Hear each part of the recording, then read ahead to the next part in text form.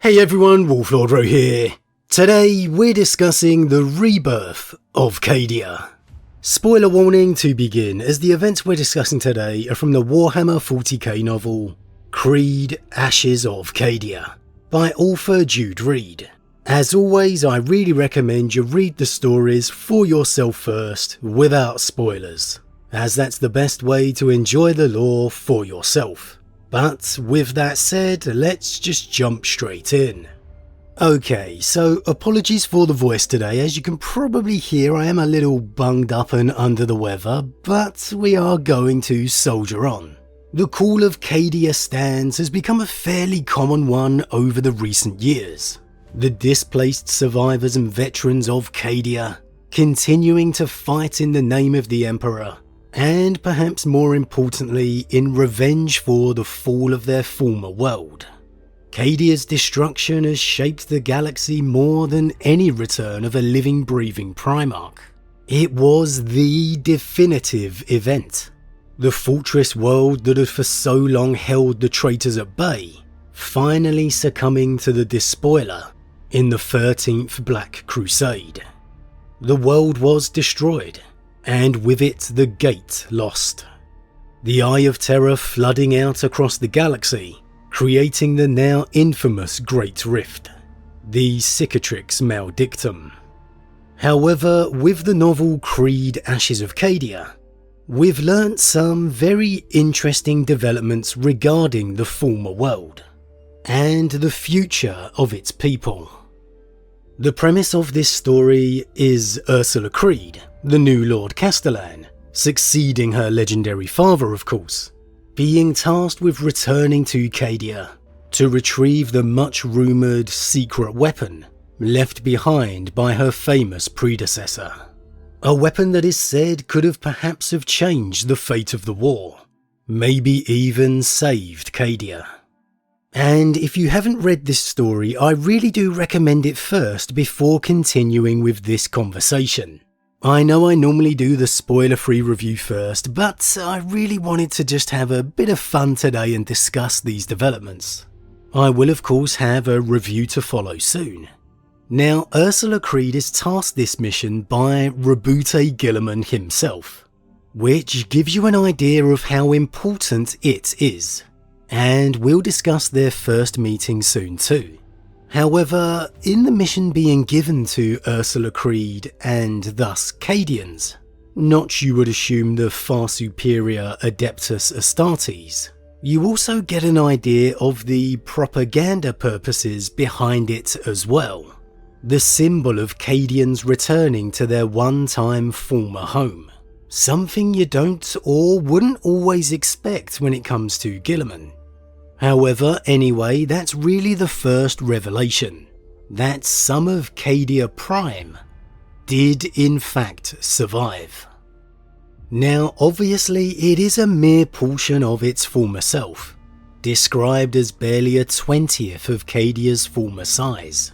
However, it's substantially large enough to have an atmosphere, and not only that, it is said to be teeming with life signs. At this point, it's been several decades since Cadia's fall. It's not a continued war for its defense, as cool as that would be. Yasaka Creed still alive and stubbornly refusing to submit. It's simply the tides of the ruinous powers, now fighting to claim this one-time trophy for themselves. I'd guess more for bragging rights than anything else, but hey, you never know. And so, through the course of her mission, Ursula and her small elite force of largely Cadian members return to what remains of the once proud Cadia, and despite several calamitous setbacks, ultimately find Yasaka Creed's secret, still safely buried within the Rosvar Mountains. Not only still buried and sealed, but guarded too, by indeed Cadian survivors. Despite all the odds, despite the victory of chaos and their overwhelming numbers, despite the very destruction of their world, The Cadians tasked by Creed to defend his secret weapon and keep it safe had survived. And what was the big secret? What was the weapon hidden by Creed that could possibly turn the tide of the war? Well, it wasn't a weapon in the practical sense at all.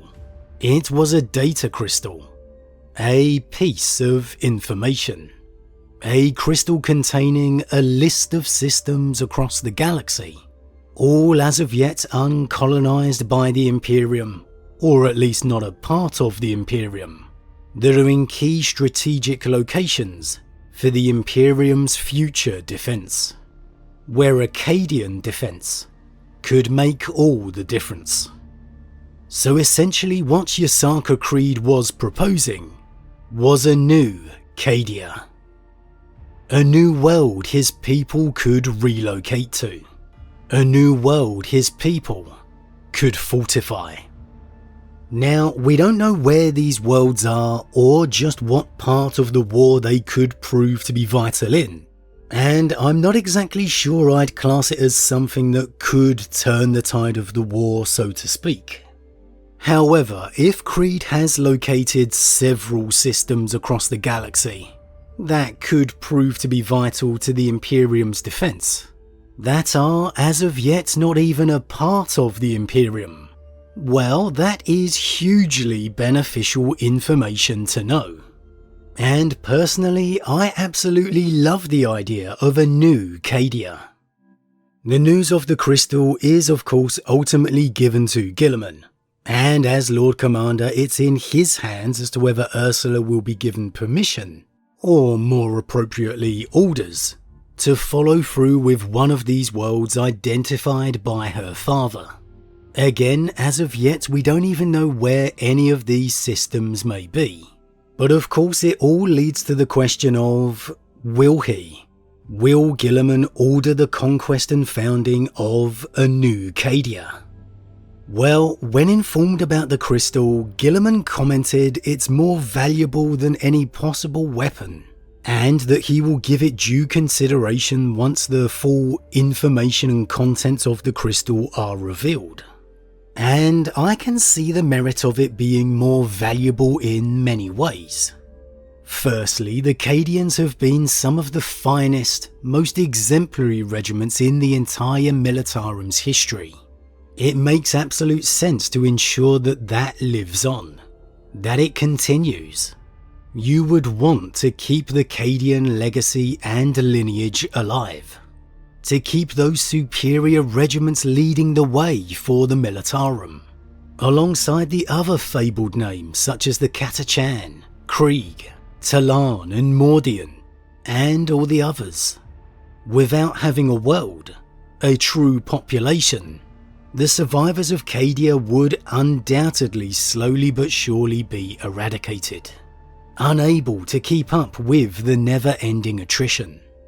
Secondly, while Cadia may have fallen, just think how long it held out.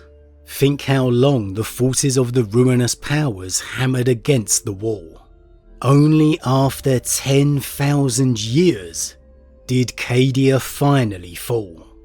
Whether you're a fan of the Cadians or not, you have to admit any world that could be fortified by those people, those true Cadians, their spirit, their legacy, would be an invaluable bulwark for Chaos to have to hammer against.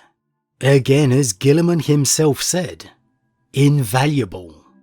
So from that context, I could absolutely see Guilliman giving orders for a new fortress world of Cadia to be founded, when he is able. As, let's be honest here, that would be a vast amount of resources required.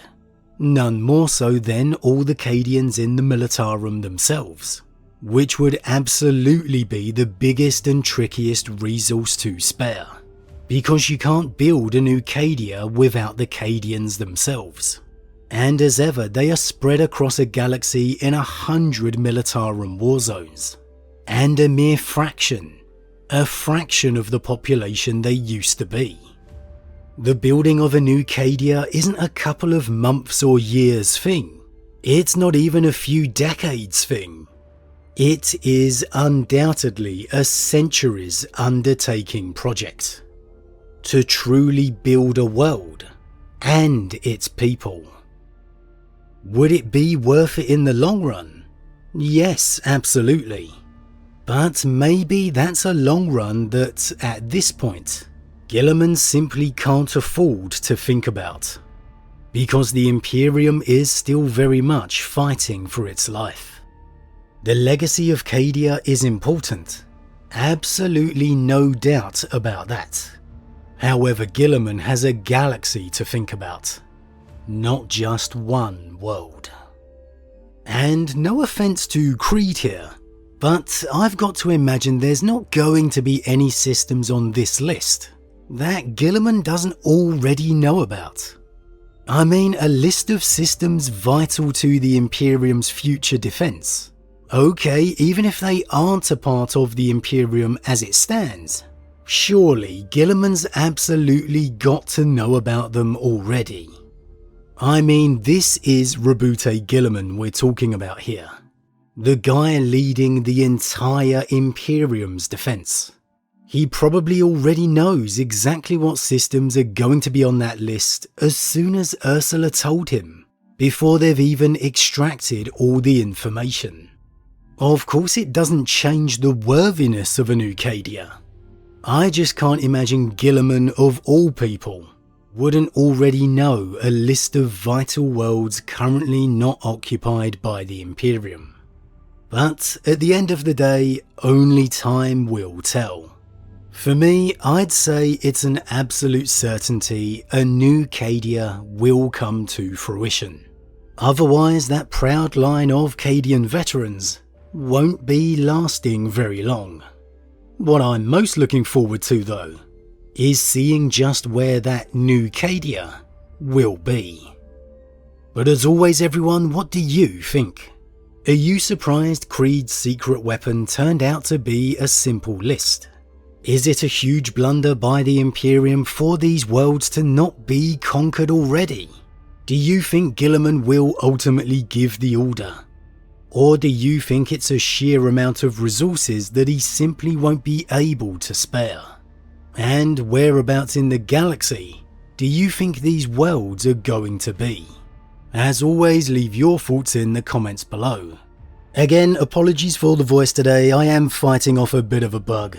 But a huge thank you to all my subscribers for your support, it truly means a lot to me, it really does. If you're new, please consider subscribing to help the channel grow. And if you enjoyed this particular vid, then why not drop a like on it too. But with that said, I am off, and I'll see you all again real soon.